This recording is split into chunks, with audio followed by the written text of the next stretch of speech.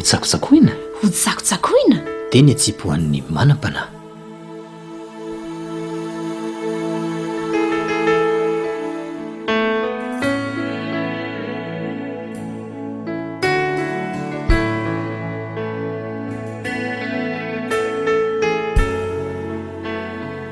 ny fanovozam-pahalalana dia mampiseho avy hatrany ny miafina rehetra toy ny jiro manazava tonga andrava sy ianarona ireo kizy tena lalina ny letso